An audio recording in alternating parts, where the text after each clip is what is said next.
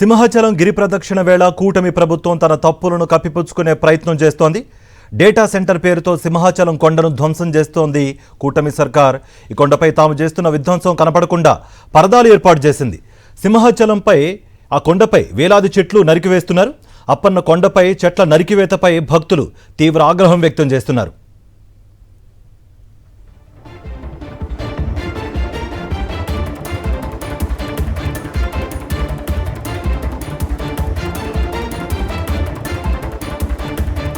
ఇదే అంశానికి సంబంధించి మరింత సమాచారం మా ప్రతినిధి నాయుడు అందిస్తారు. నాయుడు, ఎవరి పర్మిషన్తో ఈ చెట్లు నరికివేత ప్రారంభించారు? అసలు పర్మిషన్ తీసుకున్నారా?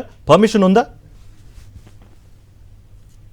కూటమి ప్రభుత్వం సింహాచలం కొండపై డేటా సెంటర్ పేరుతో వేలాది చెట్లు నరికివేస్తున్నారు. మరోవైపు కొండకు బోడుగుండి చేస్తున్నారు. గిరి ప్రదక్షిణ రోజున కూటమి ప్రభుత్వం చేసిన తప్పు నుంచి బయటపడేందుకు అనేక ప్రయత్నాలు చేస్తుంది. ముఖ్యంగా గిరి ప్రదక్షిణ రోజున సింహాచలం గిరి ప్రదక్షిణ రోజున సుమారు 7 నుంచి 8 లక్షల మంది భక్తులు ఈ రోజు గిరి ప్రదక్షిణలో పాల్గొంటారు. కూటమి ప్రభుత్వం డేటా సెంటర్ పేరుతో ఆ పచ్చటి చెట్లను నరికివేయడంతో పాటు సింహాచలం అప్పన్న కొండకు బోడుగులు చేసింది. అయితే ఈ సింహాచలం గిరి ప్రదక్షిణ చేసే 7-8 లక్షల మంది భక్తులు ప్రభుత్వం చేసిన ఈ పర్యావరణ విధ్వంసాన్ని చూసి అసహించుకుంటారన్న ఉద్దేశంతో అది బయటికి కనిపించకుండా అక్కడ ఏవైతే చెట్లు నరికేశారో ఆ ప్రాంతం కనిపించకుండా అక్కడ పర్వతాలను చుట్టి అది బయట ప్రజలకు తెలియకుండా ఉండడం కోసం అక్కడ ప్రత్యేకమైన ఏర్పాట్లు చేసింది. అయితే అంతకుముందే ప్రభుత్వం చెట్లను నరికివేయించడం, అలాగే సింహాచలం కొండకు